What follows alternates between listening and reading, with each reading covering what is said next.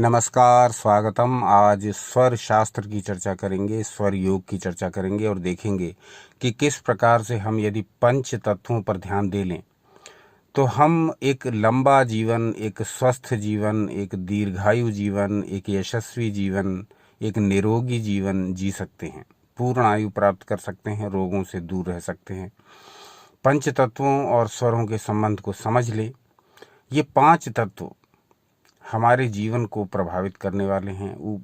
हमारे जन्म से लेकर के मृत्यु तक हमारा ये शरीर पांच तत्वों का बना हुआ है। ये हम सब जानते हैं, पढ़ते हैं, सुनते हैं। आज हम ऐसे कुछ श्लोक लेंगे स्वर शास्त्र से, जो महादेव ने माता पार्वती को बताया था, जो ज्ञान दिया था स्वर शास्त्र का। आज उन मूल श्लोकों को लेंगे, आपके समक्ष रखेंगे और ये जानने का प्रयास करेंगे कि हम किस प्रकार से इन श्लोकों का लाभ अपने दैनिक जीवन में ले सकते हैं। सीधे विषय पर आ जाते हैं।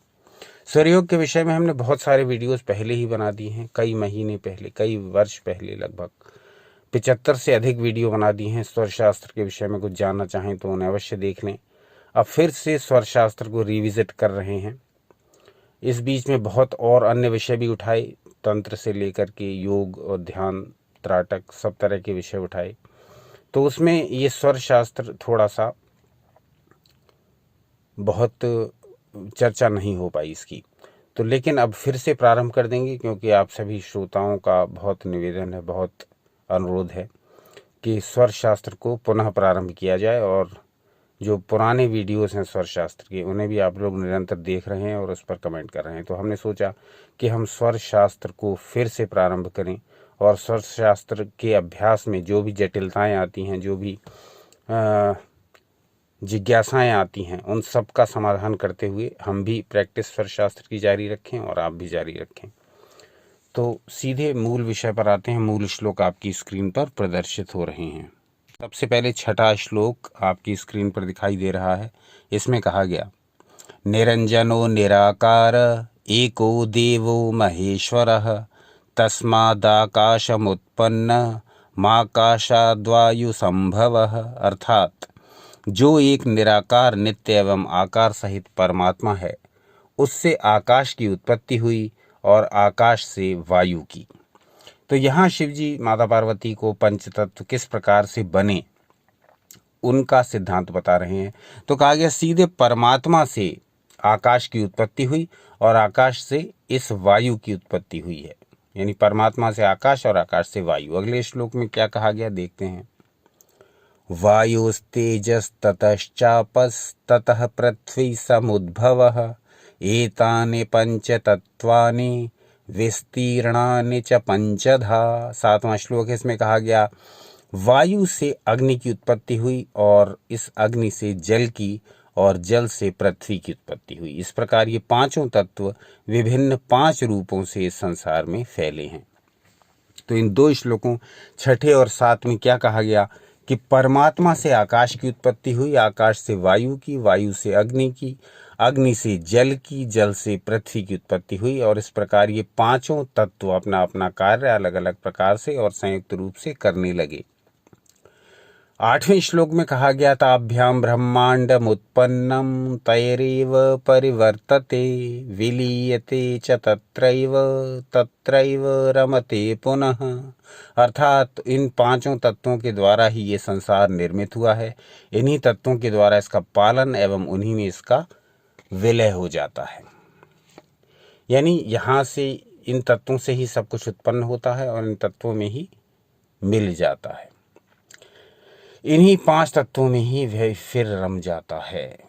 तो ये आठवां श्लोक हुआ। नवां श्लोक और पढ़ लें, उसके पश्चात अपनी बात आपके सामने रखेंगे। नवें श्लोक में कहा गया, पंचतत्वमये देहे पंचतत्वानि सुंदरी सूक्ष्म रूपेण वर्तन्ते ज्ञायन्ते तत्वयोगिभिः। हे सुंदरी, उक्त पंच तत्वों से बने हुए, पंच तत्वों से भरे हुए परिपूर्ण इस शरीर में सूक्ष्म रूप से तत्व विद्यमान हैं। उन सूक्ष्म तत्वों को तत्वज्ञ योगी ही जानते हैं। अब ये जो शिव सर्वोदय शास्त्र के ये जो श्लोक हैं 6, 7, 8 और 9 जो आपकी स्क्रीन पर प्रदर्शित हुए, मूल श्लोक आपके सामने रखे। अब इन 6, 7, 8 और 9 तत्वों में ही पूरे स्वर शास्त्र का ज्ञान समाया हुआ है। सो कैसे? जब हम स्वर शास्त्र की चर्चा करते हैं तब हम इस बात पर ध्यान देते हैं कि कौन सी नाक से कौन सा स्वर, कौन सी नाक से कौन सा स्वर चल रहा है। तो हमारा जो पूरा ध्यान रहता है जब हम स्वर शास्त्र की प्रैक्टिस करते हैं तो इस बात पर रहता है कि हम अपनी इड़ा नाड़ी के बारे में कुछ कर रहे हैं, या अपनी पिंगला नाड़ी के बारे में, या सुषुम्ना के बारे में, यानी चंद्र स्वर, सूर्य स्वर और सुषुम्ना स्वर। ये तीनों स्वर के बारे में ही हम चिंतन करते रहते हैं और प्रयोग करते रहते हैं। लेकिन भगवान शिव ने जो प्रारंभ में ही मुख्य बात बताई और उसके भीतर जो डायरेक्शंस छुपे हुए हैं उन पर हम कभी ध्यान नहीं देते। उन्होंने स्पष्ट कह दिया है कि 5 तत्वों से ही ये शरीर बना हुआ है, 5 तत्वों से ही ये पूरा ब्रह्मांड बना हुआ है, 5 तत्वों से उत्पन्न होता है, 5 तत्वों में पलता बढ़ता है और अपना समय आने पर, अपनी आयु पूर्ण हो जाने पर वापस से इन्हीं 5 तत्वों में मिल जाता है। मैं अपने ऊपर ही इस एग्जाम्पल को देता हूँ। मैं उत्पन्न हुआ 5 तत्वों से, मैं भोजन कर रहा हूँ, जल पी रहा हूँ, सूर्य की ऊर्जा से बड़ा हो रहा हूँ, मेरे शरीर का विकास हो रहा है 5 तत्वों से। मेरी मृत्यु हो जाएगी तो मैं वापस श्मशान जाऊंगा, तो मेरा दाह संस्कार होगा, तो मैं वापस मिल जाऊंगा 5 तत्वों में, यानी दाह संस्कार, वापस तत्वों में मिलने की प्रक्रिया।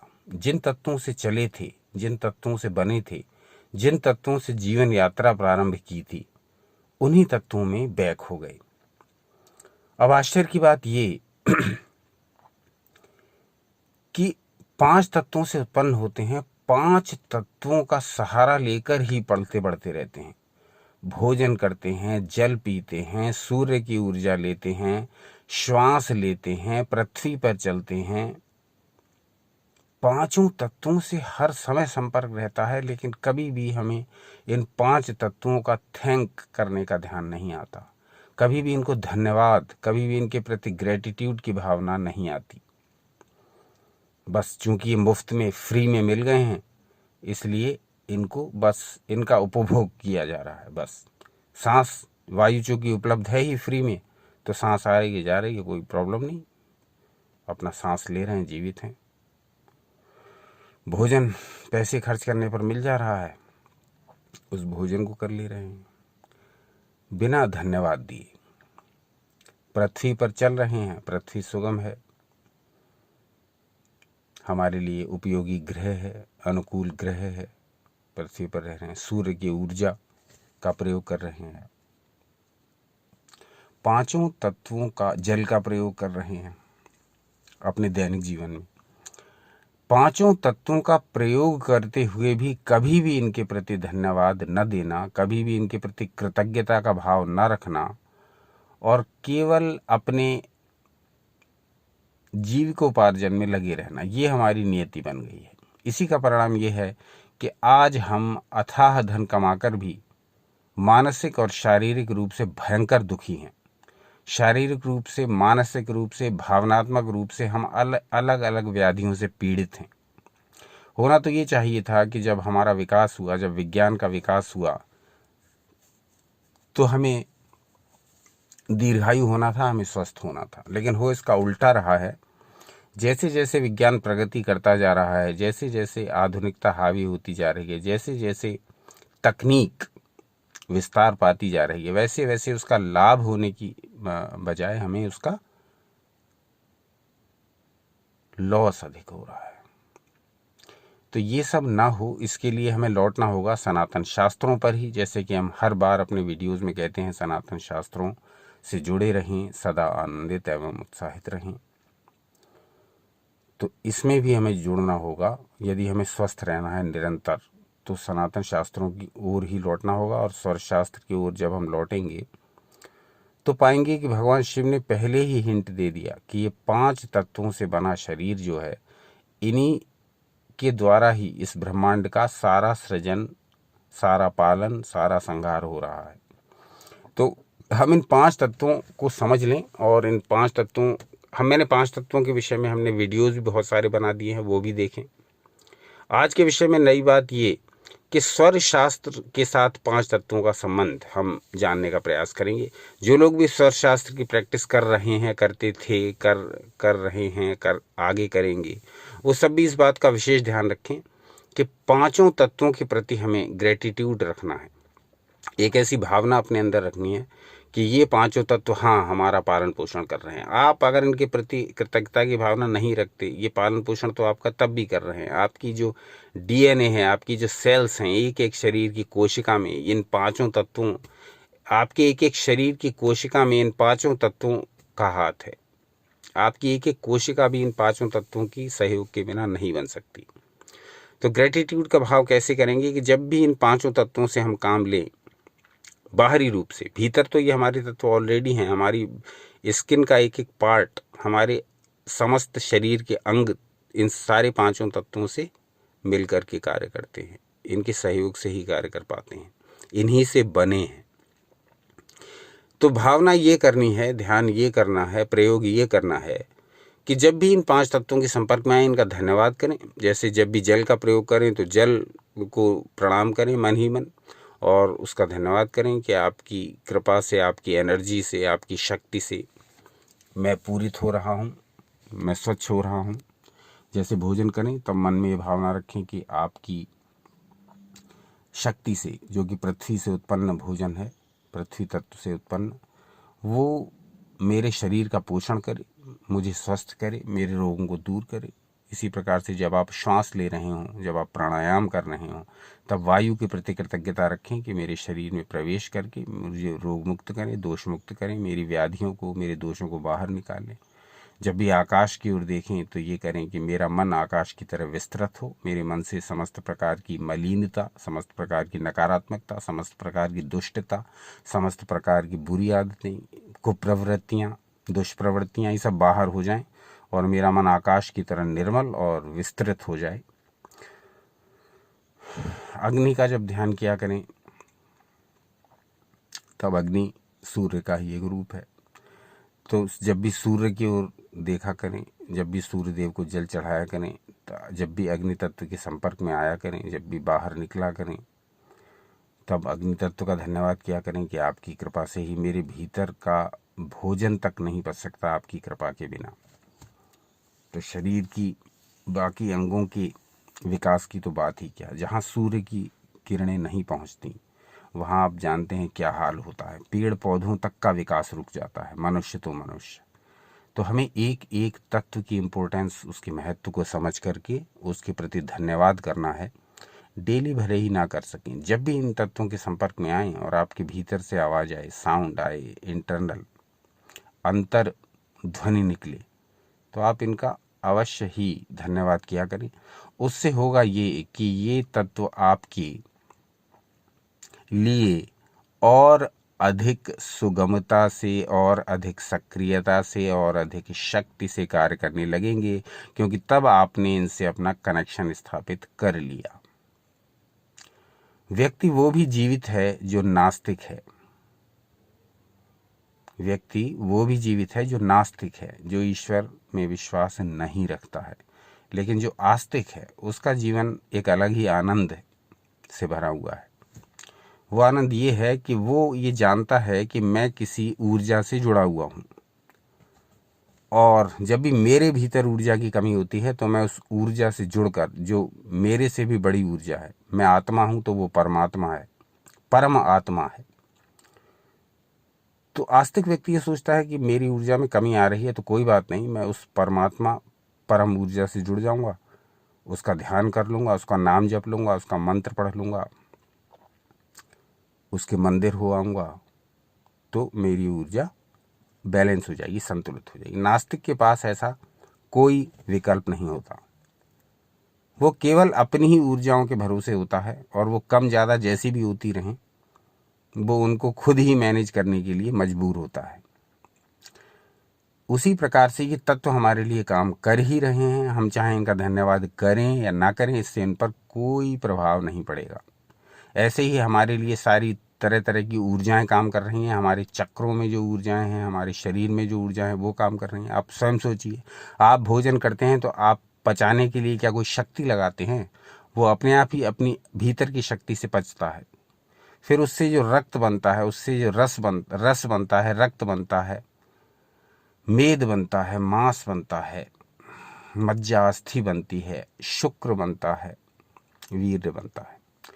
तो ये कैसे बनते हैं? ऑटोमेटिक सब शक्तियां अपना अपना कार्य कर रही हैं। पहले भोजन अंदर जाएगा, फिर उसका पाचन होगा, उससे रस बनेगा, उससे रक्त बनेगा, उससे मेद, मांस, इस तरह से बनते बनते सप्त धातुएं बनेंगी। और वो सातों धातुएं जब ठीक प्रकार से बन जाएंगी तो आपका शरीर रिष्ट पुष्ट तगड़ा दिखाई देगा। ये सातों धातुएं कमजोर होंगी तो शरीर कमजोर दिखाई देगा। सब तत्वों का खेल है। ये तत्व गड़बड़ा जाएंगे, शरीर कमजोर हो जाएगा। ये तत्व बढ़ जाएंगे, ये तत्व लिमिट में आ जाएंगे तो शरीर अच्छा हो जाएगा। बात यह है कि तत्वों के बारे में इतना ही ध्यान सामान्य जीवन में आपके लिए बड़ा उपयोगी सिद्ध होगा। और बाकी आप कहेंगे तो एक एक तत्व से कैसे अलग अलग लाभ लिया जाता है, वेदों में उसके बारे में क्या कहा गया है, ये सारे हम प्रमाण सहित आपके सामने अलग अलग प्रस्तुत करेंगे। जल तत्व के बारे में अलग, अग्नि तत्व के बारे में अलग, पृथ्वी तत्व के बारे में अलग, इस तरह से आकाश तत्व के बारे में अलग, पांचों तत्व, वायु तत्व के बारे में अलग। पांचों तत्वों के बारे में वेदों में विस्तार से कहा गया है कि कैसे हम इन तत्वों का अपने जीवन में प्रयोग करके लाभ उठा सकते हैं। तो ये तो एक जनरल बात बताई कि किस प्रकार से आपको अपने दैनिक जीवन में इनका ध्यान करते रहना है। इन तत्वों से अपना कनेक्शन तोड़ना नहीं है, लगातार बनाए रखना है। जैसे कि हम अपना कनेक्शन यदि ईश्वर से तोड़ लेते हैं तो फिर हमारे लिए इस प्रकार की स्थिति हो जाती है कि हम अपने सारे दुखों को स्वयं ही झेलने के लिए अभिशापित होते हैं। लेकिन जब हम उस कनेक्शन से जुड़े हुए होते हैं तो कितना भी दुख हम पर पड़ जाए, हम उनको शेयर करते हैं, परमात्मा के साथ बांटते हैं। तो यहाँ भी यही स्थिति है कि तत्वों पर तो कोई प्रभाव पड़ेगा नहीं, पड़ेगा हम पर ही, आप पर ही। तो तत्वों के प्रति कृतज्ञता ज्ञापित करें, इनके प्रति ग्रेटिट्यूड रखें। ये तो हुई जनरल प्रयोग, इससे भी आपको बड़ा लाभ होगा। और इससे जब आप स्वर योग की प्रैक्टिस करेंगे तो विशेष लाभ होगा, क्योंकि भगवान शिव ने प्रारंभ में ही तत्वों की महत्ता स्वर योग शास्त्र का पूरा वर्णन करते समय बता दी है। अब धीरे धीरे हम स्वर योग के रहस्यों को पुनः खोलना प्रारंभ करेंगे। वो 1-1.5 वर्ष पहले जो वीडियो बनाए थे उनके सारे कमेंट्स चेक करेंगे। वहाँ आपने क्या क्या जिज्ञासाएं व्यक्त की, किन किन प्रश्नों के उत्तर छूट गए, क्या क्या हम क्लैरिफाई नहीं कर पाए, वो सारी बातें अब हम रिविजिट करेंगे स्वर शास्त्र को, और सब नया नया आपके समक्ष प्रस्तुत करेंगे। उन वीडियोस से कनेक्शन बनाते हुए जो हमने पहले बना दिए हैं, आपके समक्ष सब कुछ प्रस्तुत करेंगे।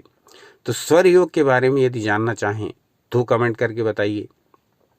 आज के वीडियो का जो विषय था वो स्वर योग का पंच तत्व से संबंध और उसका हमारा दैनिक जीवन में प्रयोग था।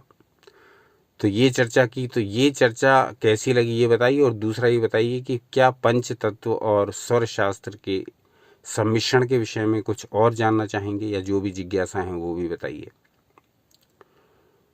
तो स्वर शास्त्र प्रारंभ हो चुका है पुनः, और इसकी नई नई कड़ियाँ नए नए विषयों के साथ, नए नए कमेंट्स के साथ, नए नए अनुभवों के साथ, नए नए विचारों के साथ, नई नई दृष्टि के साथ प्रस्तुत करेंगे। नया कुछ वैसे है नहीं, क्योंकि जितना भी कुछ नया है वो सब बता दिया गया ऋषियों के द्वारा ही है। आज जिसे हम अफर्मेशन, मैनिफेस्टेशन, आज जिसे हम मोटिवेशन, इंस्पिरेशन, दुनिया भर का नाम दे रहे हैं, वो तो हमारे ऋषियों ने लाखों करोड़ों वर्ष पहले ही सब कुछ बता दिया। हम प्रमाण स्वरूप आपके समक्ष रखते भी रहते हैं। अपने वीडियो में हम एक मूल श्लोक आपको देते हैं और उसके आधार पर पूरा वीडियो बनाते हैं।